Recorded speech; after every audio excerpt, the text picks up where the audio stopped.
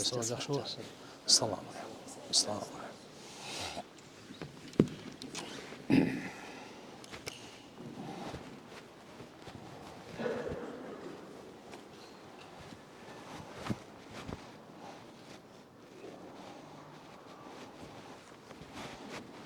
Ya Rabbi, ya Allah.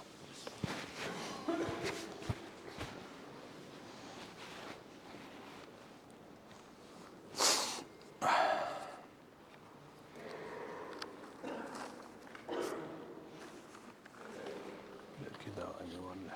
Lakmak var ne? Bismillahirrahmanirrahim. Elhamdülillah ve salatu ve selamu ala Resulillah amma ba'd. Assalamu alaikum ve rahmatullahi ve barakatuh. Hurmatlı mekendешler, qadırlı Müslüman bir tuğandar, barыңыздарга жараткан Алла Тааланын тынчтыгы, саламы, мээрими, райымы, жана берекеси болсун. Алла Таалам барыбызга жакшы күндөрдү, жакшы түндөрдү, жакшы дос кошуналарды насип кылсын. Жаман күндөрдөн, жаман түндөрдөн, жаман дос кошуналардан Аллахым барыбызды сактасын. Мынакей жараткан Алланын жардамы менен бүгүнкү күнгө чейин Аллахым жашоо берди, иман берди, ден соолук берди, намаз окуганга тоофик берди. Намаз окугандан кийин илим мажлисинде катышканга, илимдин нуру менен жүрөктөрүбүздү, кабыр ахиреттерибизди нурлаганга Аллахым тоофик берип атат. Жараткан Алла Таалага чексиз шүгүрлөр болсун, туугандар. Рамазан айдын босогосундабыз. Мынакей, Кудайга шүгүр, аз күндөн, 2-3 күндөн ичинде Кудай кааласа эртең кечинде ай көрүлөт. Ай карайбыз буюрса. Рамазан айы эң касиеттүү ай, эң берекелүү ай. Рамазан айдын касиети, берекеси өзүнчө, орозо тутуунун касиети, береке, пайдасы өзүнчө. Мисалы, намаздыкы өзүнчө, мечиттики өзүнчө да. Кудум ушундай өзгөчө. Рамазан айдыкы өзгөчөсү. Орозо кармабагандарга деле. Мисалы, балагатка толо элек орозо аларга парыз эмес. Оорулуу, карып калган аксакал, шейх Фани парыз эмес аларга. Мусафирларга парыз эмес. Ошондой эле мынакей айызы келип калган, төрөгөндөн кийин нипасы келген, көптөгөн адамдарга мисалы парыз эмес. Бирок Рамазан айдын касиети, берекеси, жакшылыгы алар кур калбайт да будан. Бул өзүнчө. Орозо ибадаты боюнча айта турган болсок, бул Адам атабыздан бери келаткан ибадат. Дененин ибадаты болуп эсептелет. Жараткан Алла Таала Кур'ан-ы Кариминде орозо туткан эркектерди, орозо туткан аялдарды мактаган. Булар ушундай ыймандуу адамдардын сыпаттары, улуу соопко лайыктуу, Алланын кечиримине лайыктуу адамдар. Ас-саимин ва-саимат. Ыймандуу эркектердин 10 сыпаты, ыймандуу аялдардын 10 сыпаты Суратул Ахзаб сүрөсүндө келген. Ошонун бири орозо туткан эркектер, орозо туткан аялдар дейт да. Алла Таала жөн мактабайт. Демек, орозо туткан адам Аллага жагат экен. Орозо туткан эркек, орозо туткан аял Алла Таалага жагат экен. Алла жакшы көрөт экен. Ошон үчүн Алла Субхана ва Таала мактап аткан. Вас-саимина вас-саимат вал-хафизина фуружахум вал-хафизат ва-закирин Аллаха катира ва-закират а'аддаллаху лахум магфирата ва ажран азима. 35-аят Ахзаб сүрөсүндө. Орозо туткан эркектер, орозо туткан аялдар, уяттуу жерин сактаган эркектер, жана сактоочу аялдар, Алланы көп эстеген, Алланы көп зикир кылган эркектер, жана Алла Тааланы көп зикир кылган аялдар деп Алла Таала өзгөчөлөп айтып атат. Ушуларга Алла Таала кечирим даярдап койгон дейт. Булардын каталары, жаңылыштары, унутуп калгандары, жана башкаларын бардыгын Алла Таалам кечире берет.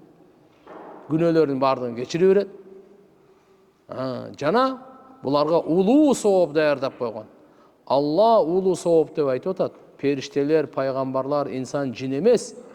Алла айтып атат, улуу сооп даярдап койгон. Кулу ва шарабу ханиан бима аслафтум фил айямил халия. Ичкиле, жегиле, бош өткөргөн күндөрүңөрдүн ордуна. Мындайча айтканда, буну Алла Таалам бейиште буйрук берет, ичкиле, жегиле. Себеп тиги дүйнөдө силер орозо тутуп өткөргөн күндөрүңөр үчүн бүгүн сыйланып атасыңар, силерге сыйлык берилип атат. Жегиле бейиштин нематтарынан, ичкиле бейиштин суунуктарынан. Айткан уламалар, хия айям саум, бул орозо, айямил халия деген орозо күндөр экен да. Сахил ибн Саад радиаллаху анху риваят, пайгамбар саллаллаху алейхи ва саллям айтат: "Инна фил джаннати бабан юқалу лаху райян." Бейиште бир эшик бар, анын аты Райян деп айтылат. Ядхулу минху саимун яуман қияма, ал эшиктен орозо туткандар кирет кыямат күнү. Ла ядхулу минху ахадун гайрухум, алардан башка бирөө дагы кирбейт ал эшиктен. Файда дахалу углиqa фалам ядхул минху ахад.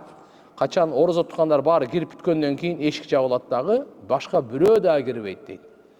Ошол бейиштин эшигинин аты Райян. Райян деп. Мына орозо туткандар гана кирет. Бу дүйнөдө ким орозо тутпаса, ал кирбейт ал эшиктен. Равахул Бухари ва Муслим дейт. Бир хадисте кошумча келет, качан акыркысы киргенде эшик жабылат дагы, ким кирсе сөзсүз ошол жерден суу ичет. Ким суу ичсе түбөлүккө чаңкабайт деди да. Ман дахала шариба ва ман шариба лам язма абадан. Лам язма абадан. Абу Хурайрадан риваят бар. Пайгамбарыбыз саллаллаху алейхи ва саллям айтат: Алла айтат экен, кал Аллах азза ва жал, куллу амал ибни адам лаху илля саум. Адам баласынын бардык амалдары өзү үчүн, орозодон башка. Фа иннаху ли, анткени орозо мен үчүн дейт Алла Таала. Ва ана аджзи бихи, жана буну сообун мен өзүм берем дейт. Мен үчүн деген мааниси, орозодочу риякөрлүк өтө аз экен да. Башка амалдарда риякөрлүк көп экен. Тамак бергенде, ажылыкта, умрада, намаз окуганда, мечит салганда, көпүрө салганда, зекет бергенде, башка учурларда риякөрлүктүн мүмкүнчүлүктөрү көп. Бирок орозодо сен орозосунбу, орозо эмессиңби? Эч ким көзүнө көрүнбөйт, билбейт экен да мунучу. Намаз окутсаң бирөө көрүп атат, дарат алсаң көрүп атат, зекет берсең көрүп атат, ажылыкка барсаң көрүп атат, мечит салсаң көрүп атат, чын сүйлөсөң угуп атат. Орозону эч ким көрбөйт экен да. Алладан башка. Ошон үчүн Алла айтып атат, бул мен үчүн дейт. Алымдарыбыз айткан, бунун мааниси бул жерде нафс аралашуусу өтө аз.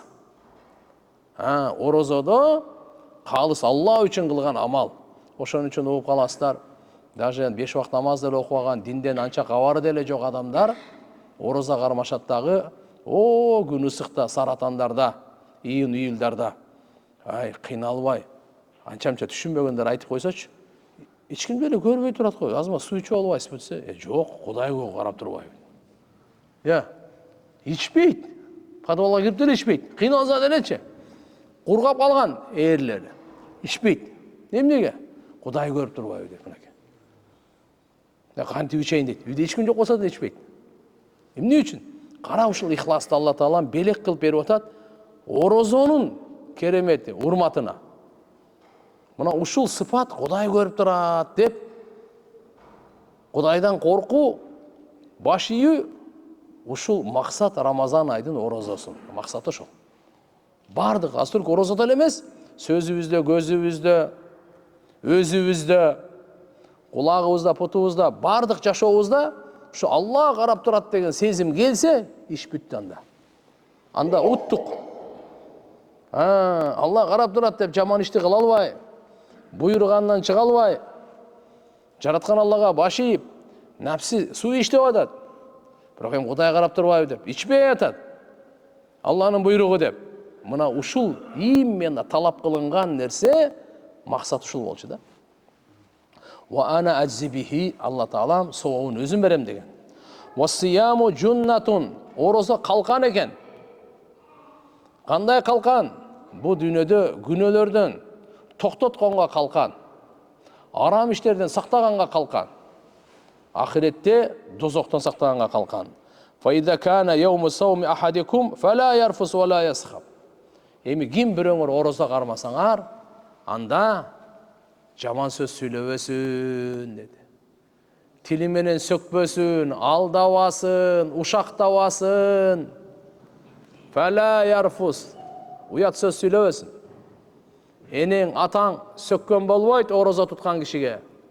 Алдаган болбойт. Жаман сөз сүйлөгөн болбойт. Вала ясхаб, ызычу салган болбойт. Тополоң, жаңжал, кыйкырган, өкүргөн, бакырган болбойт ораза тутканга. Пайгамбарыбыз айтып атат, адебин айтып атат, жолдомосун айтып атат. Оразаны кантип кармаш керек? Чтоб Алла кабыл кылсын. Жөнөн эле ачка жүрө берген менен иш бүтпөйт. Мына жакта жолдомолор бар. Ошон үчүн айтат, фала ярфус вала ясхаб. Жаман сөз сүйлөбөсүн, ызычу салбасын. Демек, ораза туткан киши эң биринчи сөгүнбөсүн болду. 30 күн сөгүнбөсүн. Ушактабасын, жала жаппасын, алдабасын. Бирөөнү каргабасын. Өзгөчө эркектерге сөкпөсүн, тилдебесин, аялдар каргабасын. Эгерде оразодой болгонду кааласак, ызычу чыгарба. Тополоң кылып, кыйкырып, өкүрүп, бакырба бол. Сен оразосун. Fa in sabbahu ahadun aw qatalahu falyaqul inni saim. Эгерде бирөө аны сөксө, өзү го сөкпөй эле турат, өзү ызычы кылбай эле турат. Бирөө жаңжалдашса, ага теңелбесин дагы айтсын, inni saim, inni saim. Мен оразомун деп. Сен мени сөктүң, мен сөккөнгө кайтарганга мага болбойт.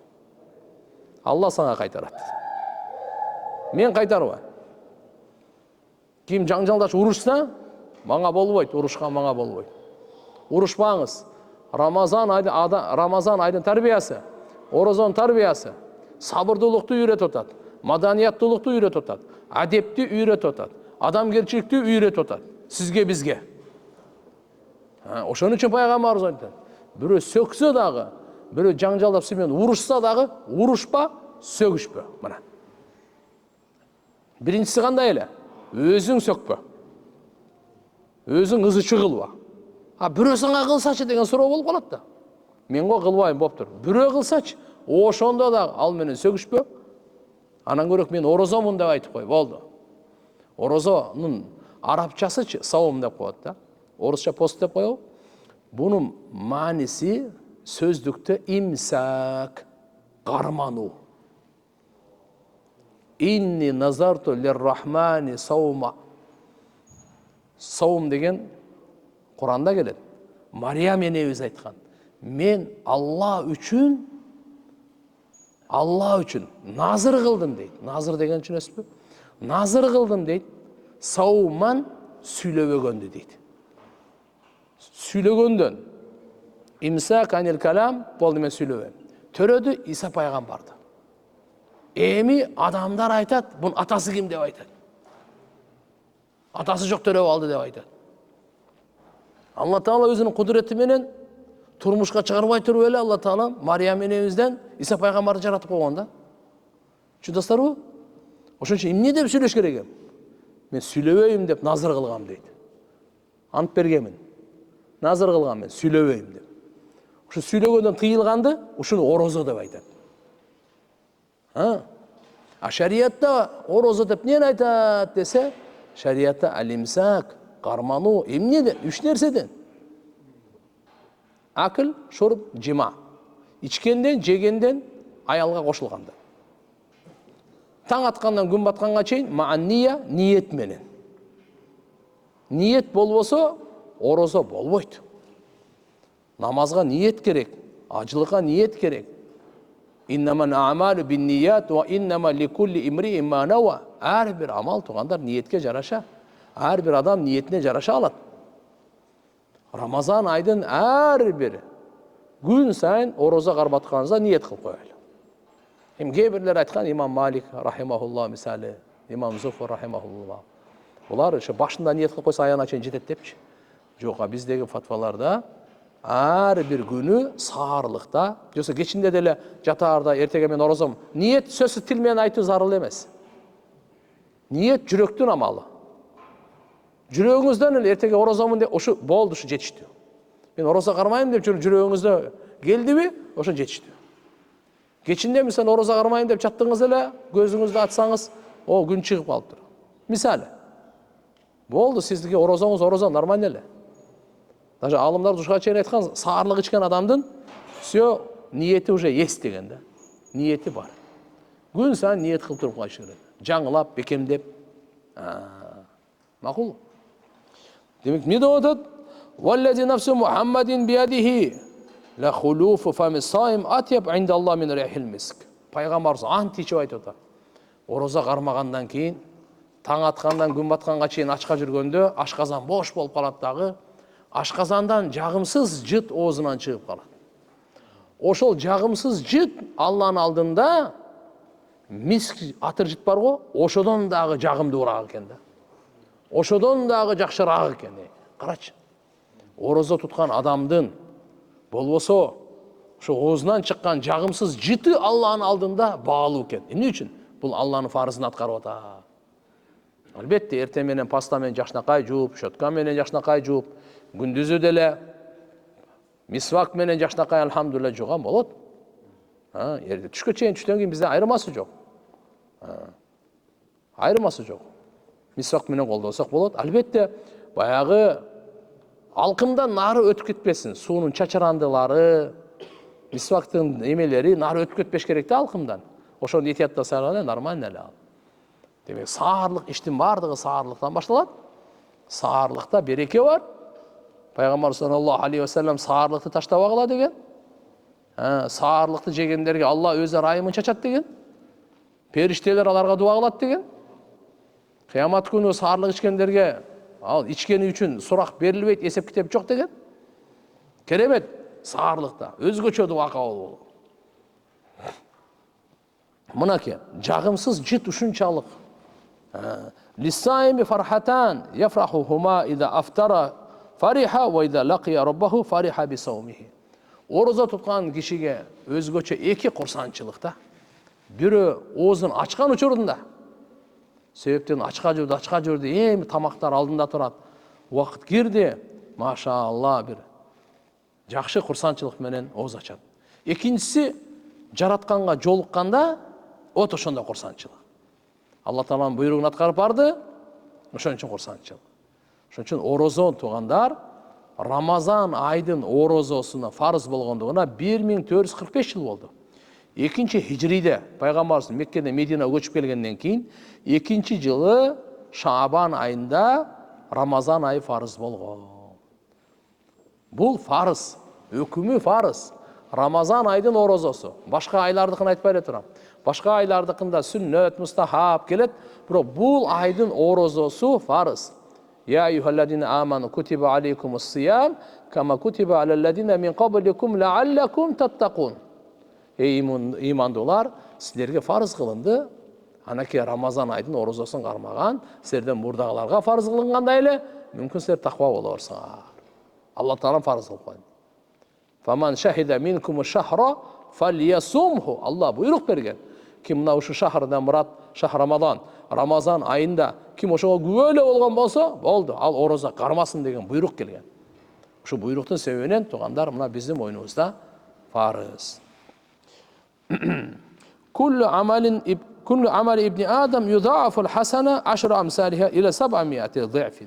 Адам баласының амалы, жақсы амалдардың бардығы 10-дан 700-ге чейін көбейеді. Бұл Алланың айкөлділігі. Әділеттілік бойынша бірге бірле беріш керек еле. Бірақ Алла Таала жақсы амалдарды көбейтіп береді. Бұл Алланың айкөлділігі. 10-дан 700-ге чейін. Bir жақсы іш қылсаңыз, ошоның жақсылығы 10 есе сізге қайтады. Дағы еселеп қайта береді.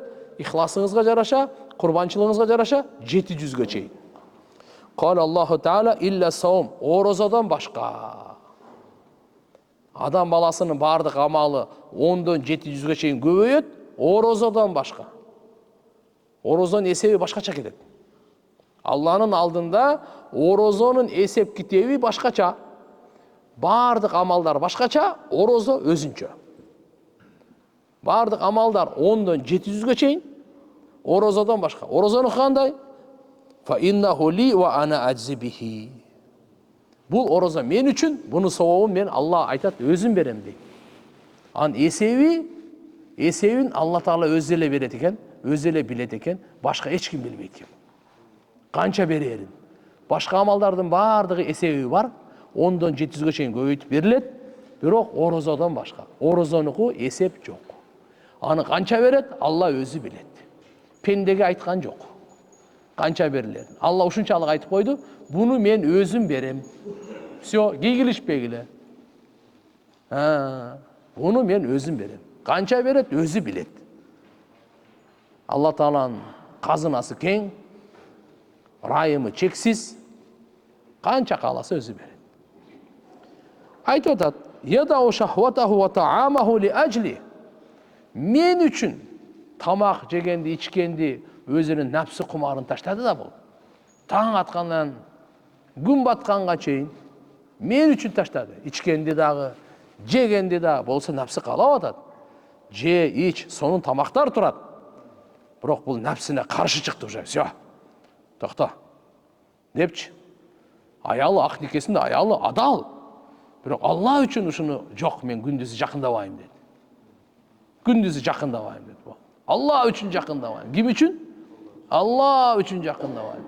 Ем ұшыны Алла бағалады. Ұшыны Алла барықтап, бағалап, ана, ошон үшін 700 менен тоқтатқан жоқ. Бұның есебін мен өзім берем деді. Есебін өзім берем деді. Бұл осамда қарасаңыз, түндесі жейбіз де тұрау. Күн батқандан кейін таң ат жақта жейбіз. Даже если чын-чынын алсақшы, бізде че 24 саат ачқа қойған жоқ Алла Таала. Просто жеген уақытты өзгертіп еле қойды. Burada күндізі жейтілек, завтрак, обед, я. Ошон эле мындай эле кылып койду бул. Ешкандай ошого дагы Алла Тааланын мээрими, райымын көрбөйсүзбү? Берем десе кандай. Лисаим имна фархатан, буну айтып бердик азыр. Жараткан Алла субханаху ва таала Кур'ан-ы Керим мына ол эмесинде Аллахума салли ала сейдина Мавлана Мухаммад Пайгамбар саллаллаху алейхи ва саллям айтат: "Асауму джуннату минан нар." Ораза дозоктон чык, бул калкан деп атат. Ораза дозоктон калкан бул.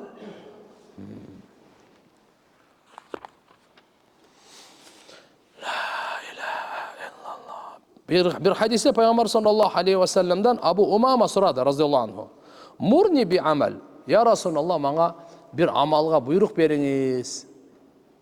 Bir amaldı kılıp жүрөйүн. Peygamber aytты: "Aleyke bis savm fa innahu la idla lahu." Orazаны бекем карма. Мен сага ошо амалды айтайын. Себеп дегенде ага тең келген амал жок деди. Дагы экинчи жолу сурады. Пайгамбар экинчи жолу айтты. Үчүнчүсү болду. Үчүнчүсүндө да ушуну айтты. Алейка бис-савм фа иннаху ла мисла лаху. Алейка бис-савм фа иннаху ла идла лаху. Буга тең келген амал жок, буга окшогон амал жок деген хадистерде келди. Bir hadiste Peygamber sallallahu aleyhi ve sellem aytат: "Угзу тагнаму, газат кылгыла, олжолу болосуңар. Васуму тасиху, ораза тутуп жүргүлө, ден соолукта болосуңар." Ораза тутуп жүрсөк, бул руханиятка дагы, жан дүйнөгө дагы пайда экен, денеге дагы пайда экен. Адамдын жанына дагы пайда, денеге дагы пайда. Ден соолукка дагы пайда, динге дагы пайда. Дүйнөңө дагы пайда, ахиретиңе дагы пайда. Коркпой карма. Бұл только сені пайдаң үшін берілген өкім. Әлбетте үзірлүү бұл. Bir adam оорып қалған, 1 саат сайын тамақ ішіш керек, дары жеш керек. Ал шариат аны билет аны. Бұл сен қармабайлы ғой, денсаулығың жақсы болғанда кейін қазасын қармап бересің.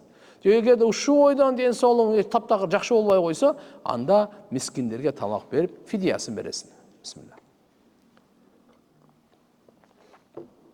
Демек, васуму тасиху, не деп атат? Ораза қармап жүргенде денсаулықта боласыңар дейді. Көрсе, оразада денсаулықта бар екен де. Өзгөчө Рамазан айдын оразасын берекесіне қанша деген орын Алла жоқ қылады. Ниет қылып қойылы Алланың разычылығы үшін деп. Мына пайғамбарымыздың айтқанына ишеніп қойылып, Құда қаласа иншалла таалам денсаулығыңызды чыңдайды. Бірақ бір шарт менен да. Біз Рамазан айда кечиндеси күн батқанда таң атқанша чейин азырақ жейлі. Бізге наоборот салыштырсақчы, Рамазан айға чейин қанша жеп атабыз, Рамазан айда қанша жеп атабыз, көп болып кетет екен да біз. Рамазан айда наоборот көп жеп салабыз да. Жоқ. Егер чыныгы ораза неме кылсаңыз, анда ооза ачканда бир аз эле ачып туруп, токтотуп туруң, таравини жакшылап окуң, саарлыкта плотно жеңиз. Эң мыктысы ушул. Ооза ачканда көп жеп албайчы. Кичине азмасына, курма менен азмасы менен суусундук берем. Бир порция же шорпомдо суюктуураак тамак кылып коюп. Таравихти жакшы окуп, Куранды окуп, анан Куда калса ибадаттарды кылып, эртең менен саарлыкта туруп, вот ошо саарлыкта. Пайгамбар саллаллаху алейхи ва саллям саарлыктычы таң атканга жакыныраак кылат эле. Таң атканга не кылат эле? Жакыныраак. 2 саат мурда эле, 1 саат мурда эле жеп албайт эле. Сураганда Пайгамбар саллаллаху алейхи ва саллямдын саарлыгы менен таң аткандын ортосу канча убакыт дегенде 50 аят окуу. Канча? Бу Бухаринин риваяты. Хорошо? 50 аят дейді да? 50 ая. Ортосу ошончо болчу. 50 аят примерно канча десем мисалы. Bir 5 минут деп коелучу мейли. Шашылбай окуса. Демек, азыр азан айтканга 5 минут калганда, ошол убакта сиз саарлыкты жеп бүтүңүз да. Эң жакшысы где-то bir 50 аят калганда 3 минута, 4-5 минута 50 аяттын өлчөмүнчө 5 минут деп эле коелучу. Рисковать этпейли. Мынакей 5 минут. Ошого чейин машалла жакшы тамак, ошого жакшы. Анан 1 саат, 2 саат мурда жеп алып, кайра жатып алып жок. Мына өзүнчө сүннөт да. Макулбу? Ошондо плотно жеңиз ана. Куда калса пайгамбарыбыз айтканда, саарлыкты жеп, күндүзү ораза тутканга, түштөсү уктап, түнү туруп намаз окуганга күч алгыла деген. Саарлыкты жесең, күндүзү жакшы ораза кармайсың. Жеш керек, зерикпеш керек. Биз кандай? Ооза ачканда аябай жейбиз, таравиде аз аябай жейбиз. Анан кийин саарлыкка келе жей албай, түшкө келгенде кыйшыйып калабыз да. Тартипти өзү оңдош керек болуп атат да. Пайгамбарыбыз айткандай кылайлы. Мынакей саарлыкты жакшы жеш керек. Ооза ачканда бир аз жеп коюп, Куда каласа жыгылып калбайсың, иштеп болбойсуң. Азыраак кылып эле, ошондо саарлыкты жакшы жей алабыз да. Анан саарлык жакшы жегенден кийин күндүзү жакшы маанайда, машалла, ораза кармай алабыз. Аракет кылабызбы? Да, иншалла. Не деп атат Пайгамбар саллаллаху алейхи ва саллям? Васуму тасиху. Ораза тутуп жүргүлө денсаулыкта болосуңар. Демек, Рамазан ай не только руханий эмес экен бул. Материалдык, жисмани, денеге дагы пайда экен. Рухка эле эмес, дененин дагы азыгы, рухтун дагы азыгы, рухтун жан дүйнөнүн да тазалануусу, дененин да тазалануусу Рамазан айда мынакей ораза жөнөкөй эмес экен да. Васафиру тастагну. Сапар кылып жүргүлө, Алла таалам силерге рызкыңарды көбөйтүп берет, бай кылат силерди. Bir hadise Peygamber sallallahu aleyhi ve sellem aytat, "Likulli şeyin zakatun ve zakatul cesedi as-savm." Her bir nersenin zeketi var eken. Denenin zeketi orazı eken. Her bir nersenin zeketi var. Koydun özünçe zeketi var, uydun özünçe zeketi, altından özünçe zeketi var, töğünün özünçe zeketi var. Soda kılgan işlerin özünçe zeketi var. Meli mi? Берки немелерде дыйканчылыктан эмен урожай. Алардын маша өзүнчө зекети бар. Үшөр деп коебуз. Ар бир нерсенин зекети бар. Дененің зекеті не екен? Ораза екен. Бұл дененің зекеті екен. Зекеттің мәнісі қандай? Екі мәнісі бар. Закат деген тазалану. Закат деген не екен? Тазалану. Екіншісі өсу, көбею. Демек, дене тазаланады екен, чыңалады екен.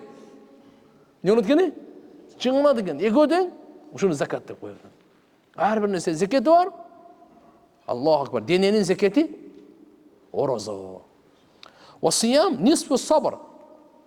Ораза туған бұл сабырдылықтың жарымы деп атады. Сабырдылықтың жарымы. Пайғамбар бір хадис айтқан: "Ас-сияму джуннату ва хисну хасину минан нар." Бұл қалқан жана дозоқтан бекем чеп деген. Дозоқтан бекем чеп деген. Пайғамбар саллаллаху алейхи ва салламдың ушундай берекелүү хадистери бар. Bir hadiste айтқан: "Я Кааб деген сахабаға. Адамдар ерте менен чыгаттагы өзүнүн нәпсисин сатышат. Кейбірлер азат кылып алат, кейбірлер жок кылат. Кааб, намаз, жакындык, орозо, калкан, садака каталарды өчүрө турган" деп пайгамбарыбыз айткан. Bir hadiste пайгамбарыбыз айткан: "Орозо менен Кур'ан экөө тең шапаат кылат" деген. Орозо дагы шапаат кылат экен, Кур'ан да шапаат кылат экен. Пайгамбарлар шапаат кылат, периштелер, алымдар, шейиттер, балагатка толо элек өтүп кеткендер шапааттары бар. Бирок Кур'ан bir башкача шапаат кылат. Орозо башкача шапаат кылат. Не дейт экен? Экөө тең шапаат кылат кыямат күнү пендеге. Орозо айтат экен: "Ай Роб, о Робум" дейт экен. "Мана атуху таам ва шахва фашаффини фи." Мен буну ичкен жегенден, нәпсі құмарын қандырғандан тыйып қойдым. Мен шапаатымды қабыл қылшы деп екен. Құран айтады екен: "Я Алла, мен бұны түні ұйықтатпай қойдым. Мен шапаатымды қабыл қылып қойшы" деп. Соң екеуінің тең шапааты қабыл болады екен да. Фаюшаффаан дейді. Екеуінің тең шапааты қабыл болады. Bir hadiste Peygamberimiz айтады: "Bir kişi егер де bir gün nafil oruza қармаса, farızға өтелekпіз пока. Nafil oruza қармаса, аға жер толтыра алтын берсе, ошондо дагы сообу толук болбойт" дейт кыямат күндө. Bir gün nafil oruza кармаган, жерди, дүйнөнү, бүткүл дүйнөнү, жер жүзүн толтуруп алтын берсең, ошого жетпейт экен да. Bir nafil oruzaga. Allah. Ким bir gün Allah'ın разычылыгы үчүн ораза кармап койсо, Алла Таала аны дозоктон ушунчалык узак кылып коет дейт. Карга бар го. Бүгүн өзүнүн жөжөсүн чыгарып, ал учуп, өлгөнгө чейин учуп, карып өлгөндө канча? Карга эң көп жашайт экен да. Укканыбыз биз 700 жыл дейби. Канча болсо деле мейли. Канча жыл учсун, ошончо узак аралыкта Алла Таалам дозоктон узак кылып коет экен. Bir gün ораза кармаган үчүн. Nafil orazalарды айтып атабыз. Мына эми Рамазан айдын фарыз оразасына келдик. Bunun демек маанисин өзүбүздү кармоо деп түшүндүк. Рамазан айдын оразасын өкүмү фарыз экен. Bunun максаты эмне экен? Максаты таквалык экен. Лааллакум таттакун. Алла өз айтып атат: "Силердин жашооңордо таква келиш үчүн жеген ичкениңерде, үй бүлөңөр менен жашоодо, көзүңөргө, тилиңерге, кулагыңарга, путу колуңарга, түндөсү, күндүзү жашооңорго таквалык келиш үчүн оразаны мен фарыз кылдым." Анакей, ушунун максаты жете турганыбыз таквалыгыбыз. 30 күн таквалыкта өсүш керек экен да. Таквалык качан келет? Качан бизде Пайгамбар Мухаммад алейхиссаламдын көрсөткөн жолунда жашоого келсек келет. Пайгамбарыбыз эмнеден сактангыла деди, ошодон сактанайлы. Эмнени аткаргыла деди, ошону аткарайлы. Ошондо анан бизде таквалык келет. Калыс Алланын разычылыгы үчүн аткарсак, Алла Таала фарыз кылган нерсенисин жана арам кылган нерселеринен фарыз кылгандарды аткарышыбыз керек, арам кылгандардан сактанышыбыз керек. Мына ушунда таквалык келет. Демек тилибиз Алла разы болгон сөздү сүйлөсүн. Көзүбүз Алла разы болгон жакты карасын. Кулагыбыз Алла разы болгон сөздү уксун. Алкымдан Алла разы болгон нерсе өтсүн. Колубуздун, путубуздун иштетилүүсү Алланын разычылык өкүмүнө каршы чыкпасын. Мына денебизди арам нерседен сактасак, Ушунун аты таква экен. Жараткан Алла дүйнөдө канча жашайбыз, чечип койгон. Берекелүү ырыскы берет, ыззаттуу ырыскы берет, бейпил турмуш берет, жүрөккө рахат берет. Алхамдулилlah Алла субханаху ва таала бу дүйнөнү дагы куруп берет, кабырыбызды, ахиретибизди куруп берет Алла. Таквалыкка уада берген Куранда, таквалыкка уада берген Куранда. Сиз жалгыз таква болуңуз, элдин бардыгы бузук болсун, проблема жок. Сизди жалгыз Алла бактылуу кылат. Элдин бардыгы 100 жылдан жашасын. Сиз анча жашаган жоксуз. Алла субханаху ва таала сизди таквалыгыңыздын берекесинен сиздин жашооңузду, дүйнө ахиретиңизди оңдойт. Тигилер таква болбосо талкалайт Алла. Ким болуп кетсин? Алланын алдында тургандар таквалык, то есть билесизби кандай десем? Бактылуулукту, иззатты, сыйды, урматты, даражаны бергенге таквалык деген өлчөм бар. Инна акрамакум индаллахи аткакум. Кур'ан айтып атат. Хужурат сүрөсүндө. Инна акрамакум. Инна албетте, шек күмөнсүз силердин эң урматтууңар Алланын алдында. Алланын алдында арабызда ким урматтуу? Аткакум, силердин араңарда ким эң таква болсо, ошол эң урматтуу. Адам баласынын эң таквасы Мухаммадур Расулуллах. Адам баласынын эң таквасы ким экен? Ошондуктан эң урматтуусу Мухаммадур Расулуллах. Андан кийин кете берет ошого жараша. Демек, максат орозо туткандан таквалык пайда болсун. 30 күн жалганды токтотсок, 30 күн ушакты токтотсок, 30 күн текеберликти токтотсок, 30 күн көрө албастыкты токтотсок, иншалла ушул нерсени токтотсок элечи, Кудайым иншалла таквалыктын алхамдулилlah мөмөлөрүн бере баштайт бизге. Ошон таасирлерин көрө баштайбыз иншалла. Орозонун чыныгы пайдасы ошондо келет. Эгер орозо кармап деле, анан алдап деле, сөгүп деле, ушактап деле, текебер көрө ар нерсе менен жүрө берсекчи, анда орозонун акыйкаты бизге насип болбойт. Баягы сооптор, баягы берекелер, конечно, орозо туткандын мойнундагы жоопкерчиликтен аткарылат, бирок ийгилик максат ошого жетпейт да. Ошон үчүн жөндөн жөн эмес тугандар мына. Абу Хурайра радhiyallahu анхудан риваят бар, пайгамбар саллаллаху алейхи ва саллям айтат: "Ман сама Рамадан", эми Рамазан орозосуна келдик. "Иманан ва ихтисабан". Ким Рамазан айдын орозосун кармаса, иманан ва ихтисабан, иман келтирип, жакшы үмүт кылып. Алланын буйругу деп иман келтирип, Алла бере турган соопторго үмүт кылып, гуфира лаху ма тaqaddama min dambi, мурунку бардык күнөөлөр кечирилет деди го. Орозо кармайбыз. Кантип кармайбыз? Иман менен. Иман менен кармаганын мааниси эмне? Алланын буйругу, ошон үчүн кармап атам. Ихтисаб менен, сооп үмүт кылып кармайбыз. Алла дүйнө ахиретке мага соопторду, жакшылыктарды бергенге ниет кыл. Алла таалам эме кылган, уада берген. Ошону анаке, ошол үмүт менен кармайбыз. Азыр эле айттык, ден соолук берет Алла таала. Ырыскы берет Алла таала. Иззат берет, сый берет Алла таала. Бу дүйнөдөгүсүн береке берет Алла таала.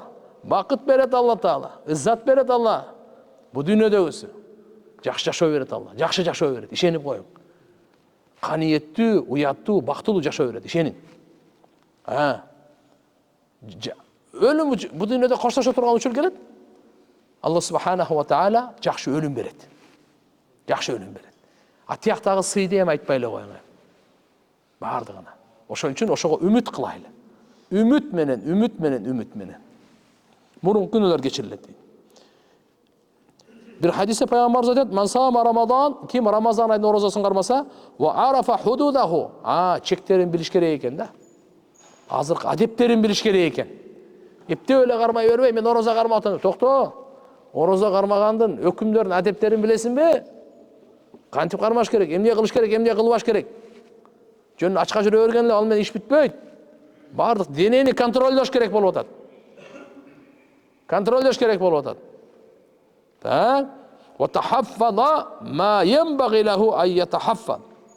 сақтай тұрған нәрсесін сақтаса, демек көзін да сақтап атат, тілін да сақтап атат, ойын да сақтап атат, құлағын музыка, сузыка, арам-парам нәрселерге жақындабай, ушақ-пушаққа жақындабай, башқа жаққа, жаман жаққа баспай, жаман балдарменен, адамдармен жүрбей, сақтап атау, все. Каффара ма қаблаху, мұрынқы бардық күнәлеріне кечирилет дейді. 5 вақт намаз, ас-салаватлы хамс, вал жумат илал жума, жумадан жумаға чейин, ва рамадан иля рамадан, мукаффират ма байнахунна идажтунибатил кабаир. Рамазандан Рамазанға чейинки күнөө кечирилет дейді. 5 вақт намазда мындай кечирилет. Бағымдаттан пешимге чейинки күнөө кечирилет. Жуманыкы мындай. Жуманы күндөн жума күнгө чейинки күнөө кечирилет. Рамазандыкы Рамазандан былтыркы Рамазан барго, ошо күнөө кечирилет. Былтыркы Рамазан айдан ушу Рамазан айга чейин канча билип билбесте кеткен кичинекей күнөөлөр автоматически кечирилет. Чоң күнөөлөрдөн эле сактанса, все деди. Кичинекей күнөөлөрү бардыгы кечирилип кетет. Даже биринчи күн ороза кармайсың го, былтыркы Рамазандан ушу Рамазанга чейин канча күнөө болсо барды кечирилет. Ушу Рамазан биринчи күн ороза кармаганыңыздын берекеси менен.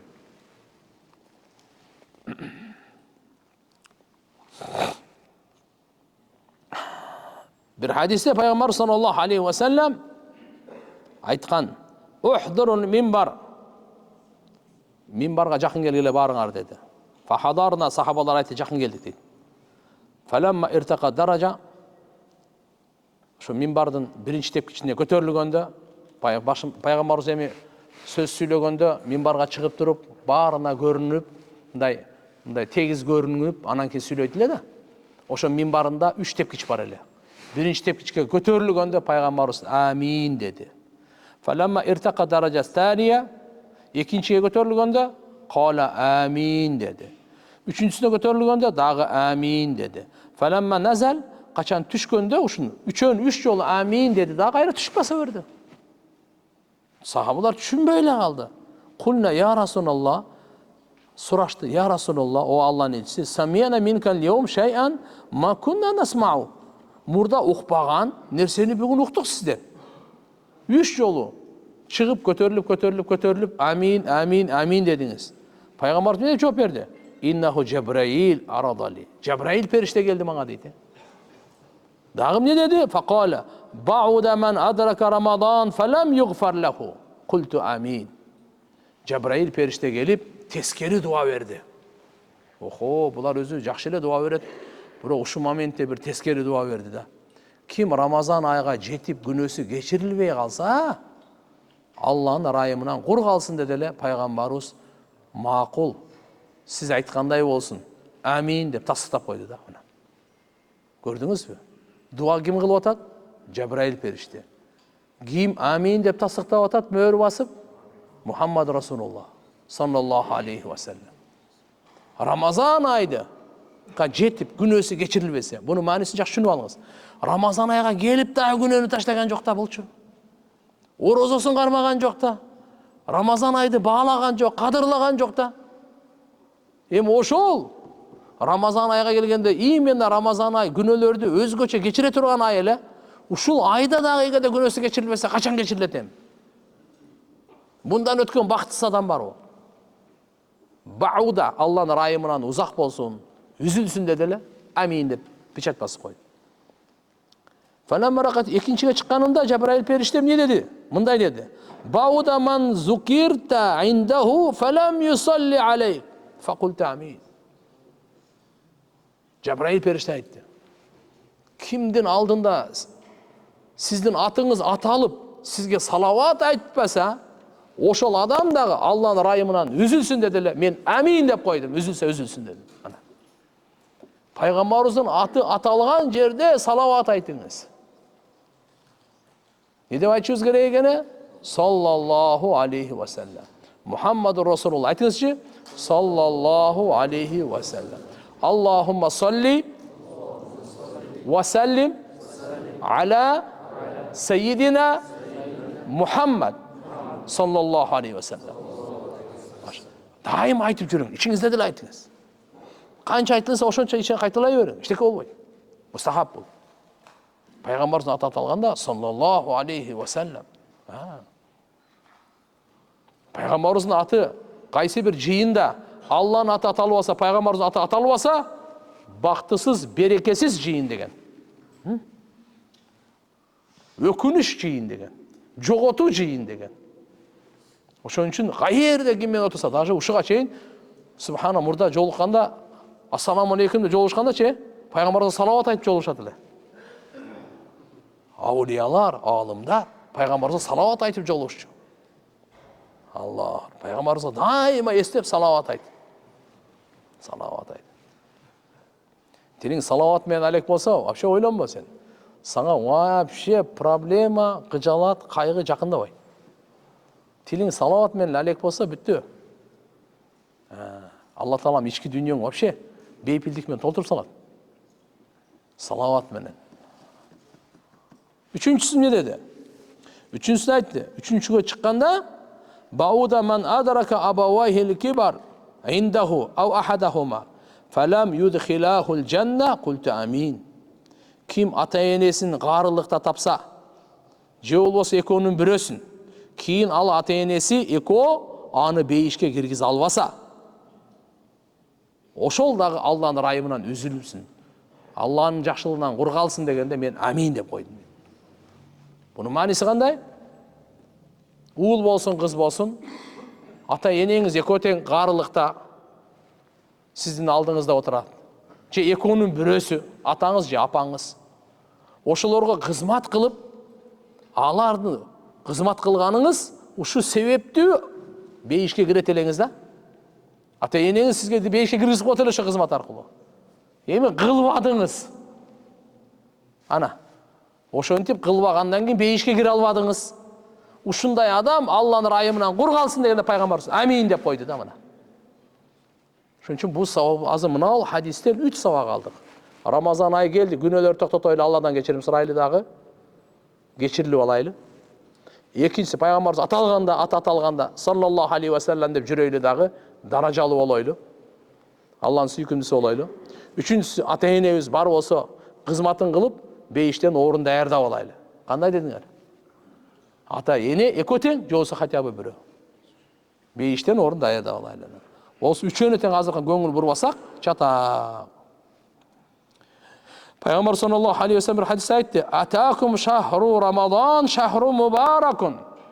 Силерге келди, ушундай ай келди, берекелүү ай деди. Шахрун азимун мубаракун дейт.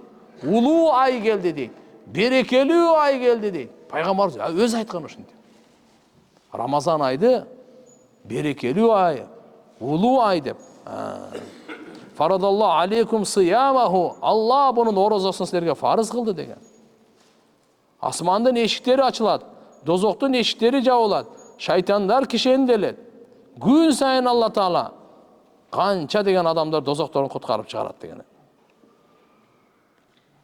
Ким ушу айдын жакшылыгынан кур калса, бардык жакшылыктан кур калды. Bir hadiste gelet, mınanday degen. Bu'udan liman adraka Ramadan falam yughfar lahu. İza lam yughfar lahu fihi famata. Ege de Ramazan ayda günah geçirilmese anda kaçan. Anda kaçan. Ramazan ayda ege de günah geçirilmese anda kaçan. Subhanallah. Ramazan ay berekeli ay geldi. Allah Taala sizlerge mınday jadırdır ayımın düşürdü. Günahları geçire turgan. Ve yestacibu fihi dua. Dualar kabul bola turgan. Yandurullah ila tanafusikum ve yubahi bikum malaikatahu fa arullaha min anfusikum hayra deydi. Qarаңыз. Allah sizlerdinçi biri-biriңердин жакшылыкка болгон атандашканыңарды карайт. Жана Алла Таала силер менен периштелерге сыймыктанат. Ошондуктан силер өзүңөрдү Аллага көрсөткүлө, жакшы иштериңерди көрсөткүлө дейди. Чын сүйлөгөнүңөрдү көрсөткүлө, берешендүүлүгүңөрдү көрсөткүлө, күнөөдөн сактанганыңарды көрсөткүлө Алла Таалага. Зикириңерди, Куран окуганыңарды, дуаңарды, ыйлаганыңарды, жалбыраганыңарды, тообаларыңарды көрсөткүлө Алла Таалага. Жакшылыктарыңарды көрсөткүлө Алла Таалага.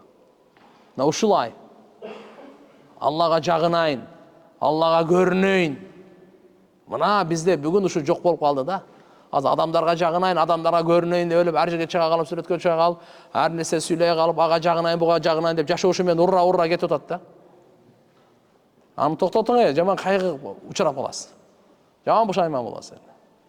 Именно ошол аркылуу сени сынап коет. Ким үчүн өзүнчө эле Алла үчүн эмес, ошого бир кошоматчылык кылдасың го, именно ошо аркылуу Алла сени сынайт. Бул мени азыркы айткан сөзүм эмес, бу кылымдан келаткан сөз бул. Түшүнгөн түшүнүп алат, өзүнө тиешесин алып алат. Ошон үчүн адамга жагынайын деп эйле кой. Адамга жагынайын десең деле жакпай сени.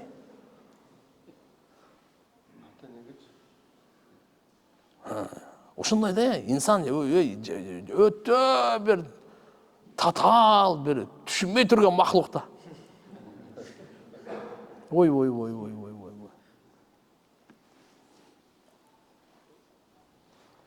Улуу адамдардын жүрөктөрү дайыма Аллага болот экен. Ата-энеге кызмат кылсам да Алланын ыраазычылыгы үчүн кызмат кылат экен. Көрдүңбү? Даже ата-энеге эмне үчүн кызмат кыласың сен? Эгер ата-энеге жагынайын десең, ата-энеге жагасың. Бирок сага сооп жок. Ахиретте бир сооп жок сага. Эгерде Алланын буйругу деп кызмат кыл, Алла сооп да көрөт, ата-энеге да Алла Таала жүрөгүн сага буйруп жактырасын. Мына биздеги баягы өзгөчөлүк ушул жерде да. Эмне үчүн чын сүйлөп атасың? Алла чын сүйлө деди. Эмне үчүн арак таштадың? Алла ташта деди. Эмне үчүн казинону? Алла ташта деди. Наркотик эмне үчүн? Кой адамдар мени эмне дейт? Жинди болуп калды дебейби? Арак ичем, ден соолукка начар, итагыра мен боорум ооруйт дейт. Аны үчүн эмес, Алла арам кылган, ошон үчүн мен кылбайм. Ошого сооп берет Алла Таала. А так беркиндей кылсаң, туура эле кылып атасың. Ичпегендер бар го? Да, ден соолугуң нормально, молодец. Бирок сага сооп жок. А сен качан арамды Алла үчүн ташта, адалды Алла үчүн аткар, ошондо анан сага сооп болот. Ушуга Алла Таалам сага даража берет, ушуга Алла разы болот ана. Мен үчүн таштады дейт да. Азыр жөн эле мына немелер бар. Не деп коет эле? Голодовка. Голодовка кылышат го. Эчтеке жебе, тияк бияк. Ага эч нерсе жок, ага сооп жок. Ага эчтеке сооп жок. Ниет жок, эчтеке сооп жок. Бирок бу эмеде ашказанын тазалап, ден соолугун карап, ооруп-оорулардан неме болуп, бунун пайдасы бу дүйнөдө кичине эмесин көрөт ал. Проблема жок. Бирок сооп ага жок, береке ага жок ага. Алланын ыраазычылыгы жок ага. Алланын ыраазычылыгы качан? Ошол амал пайгамбарыбыз айткан болсун, Алланын ыраазычылыгы коштогон болсун. Билип алыңыз, пайгамбарыбыз айткан болсун, Алланын ыраазычылыгы ошону коштоп турсун. Алланын ыраазычылыгы жок болуп калса, ал дагы ноль. Чүнктүү Алланын ыраазычылыгы бар, пайгамбарыбыз көрсөткөн эмес, анын дагы ноль. Ошон үчүн пайгамбарыбыз Рамазан айдын орозосун 9 жыл кармаган. Канча жыл кармаган? Өкүмдөрүн айткан, адептерин айткан, фазаилин айткан. Алланын тарабынан илим алып келген. Рамазан ай кандай ай экен пайгамбарыбыз айтып атат аны. Биз каяктан билет элек? Муну пайгамбарыбыз айтып атат бизге. Улуу ай экени пайгамбарыбыз айтып атат. Берекелүү ай экени пайгамбарыбыз айтып атат. Бардык күнөөңөр кечирилет деп муну пайгамбарыбыз айтып атат. Ман сама Рамазан иманан ва ихтисабан гуфира лаху ма тaqaddama min dambi. Бу пайгамбарыбыз, Бухари, Муслимдин хадиси. Болосо фазаилгечи зайыф хадистерге кете берет. Бирок азыркы бул сахилердин дагы сахиси. Эң күчтүү хадистердин да. Пайгамбарыбыз айтты, биз каяктан айтабыз буну? Каяктан билесиң сен?